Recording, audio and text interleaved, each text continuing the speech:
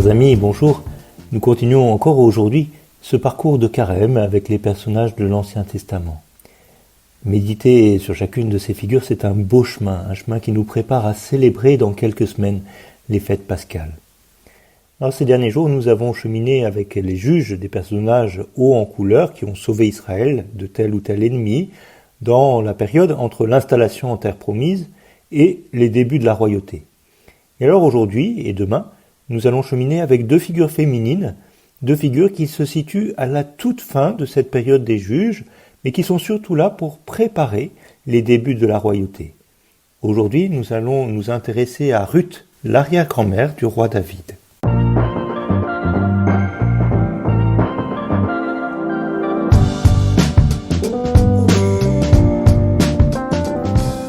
Ruth, c'est une Moabite.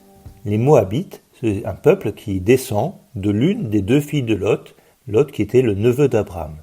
Les Moabites sont installés juste de l'autre côté du Jourdain et ils ont souvent été, tout au long de l'histoire, des ennemis du peuple d'Israël.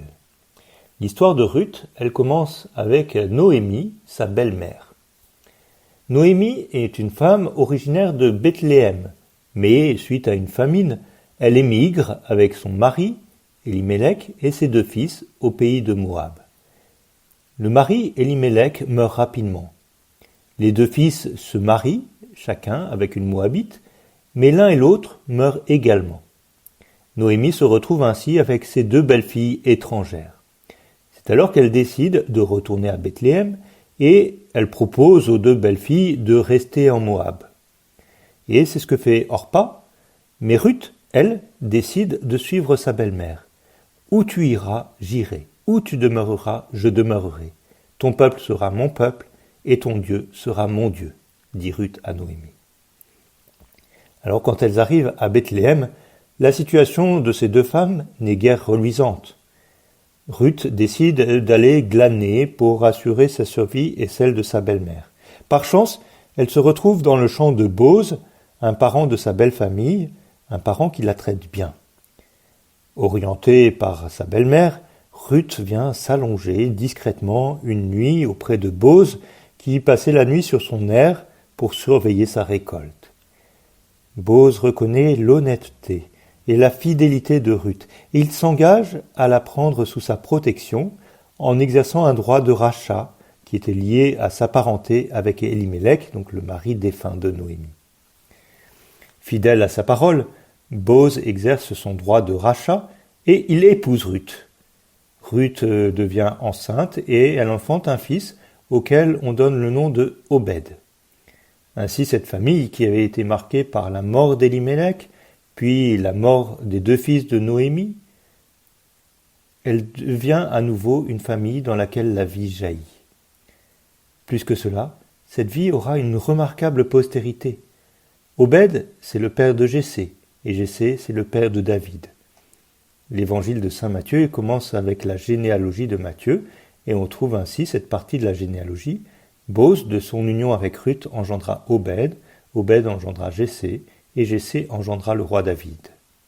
Ruth est ainsi l'une de ces 4 femmes de l'Ancien Testament qui sont mentionnées dans la généalogie de Jésus.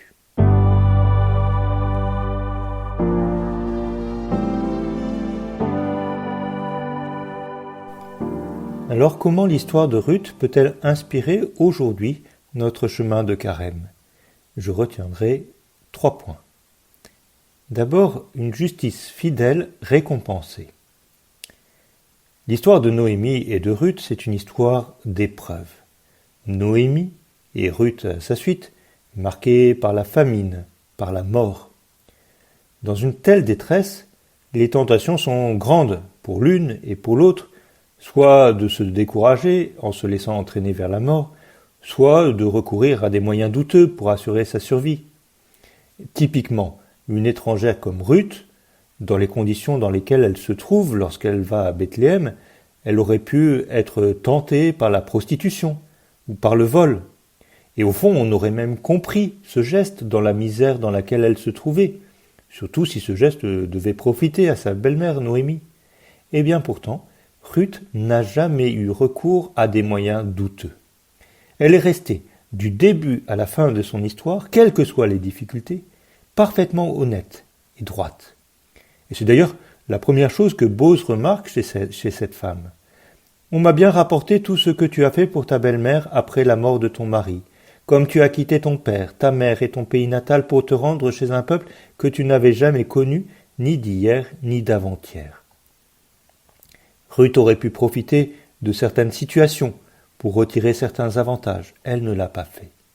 Mais c'est au prix de cette fidélité exigeante, sans faille, que Ruth se voit ainsi élevée et qu'elle entre de plein pied dans le projet de Dieu. Et nous voyons aussi dans nos vies des situations qui sont exigeantes. Nous voyons que nous pouvons être tentés de transiger avec la justice ou avec la morale, précisément à cause de la difficulté dans laquelle nous nous trouvons. Eh bien, Ruth est un bel exemple de cette fidélité, quelles que soient les circonstances. Le deuxième point que je retiens, c'est la fidélité aux engagements. Ruth nous livre le témoignage d'une femme qui est fidèle à ses engagements. Elle est mariée au fils d'Elimelech et de Noémie, et par conséquent, elle est engagée dans cette famille. Et elle décide, contrairement à sa belle-sœur, de rester fidèle à cet engagement. Au fond, elle n'était pas obligée. La mort de son mari la rendait libre d'épouser un autre homme et de rester dans son pays, Moab. Mais elle fait le choix d'aller jusqu'au bout de l'engagement qu'elle avait pris en se mariant au fils de Noémie. Puisque cet engagement l'a conduit à s'attacher non seulement à son mari, mais aussi à sa famille, à son pays et à son Dieu. Il ne s'agit pas d'une obéissance formelle, mais plutôt de la décision positive d'aller jusqu'au bout d'un engagement dont Ruth ne savait pas jusqu'où il pouvait l'emmener.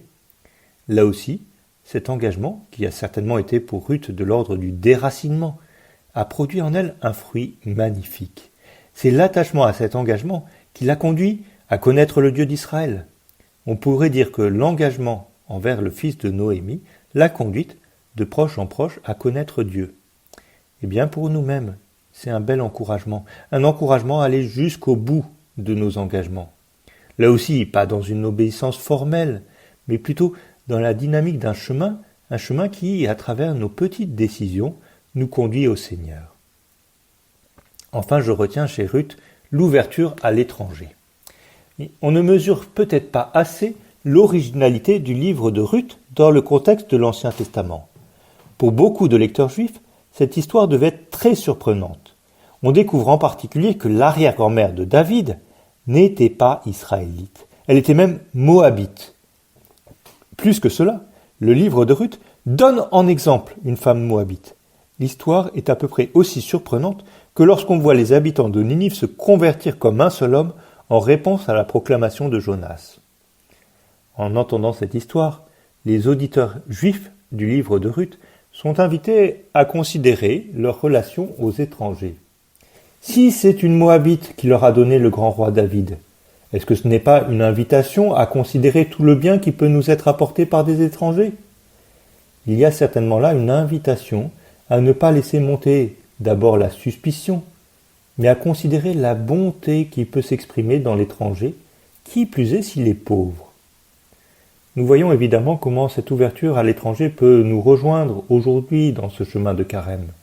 Dans la scène du jugement dernier, au chapitre 25 de Matthieu, Jésus dit de lui-même « J'étais un étranger et vous m'avez accueilli. » Et il dit aux méchants « J'étais étranger et vous ne m'avez pas accueilli. » Alors aujourd'hui encore, Ruth peut nous aider à prendre des petites décisions pour cette journée de carême. Nous pouvons d'abord refaire le choix de notre justice fidèle, en particulier dans les moments qui peuvent être plus difficiles. Nous pouvons aussi poser des petits actes en fidélité à nos engagements. Enfin, nous pouvons, en regardant cette belle figure de Ruth, prendre une petite décision qui concerne notre ouverture à celui qui est étranger. Belle journée de carême aujourd'hui avec Ruth.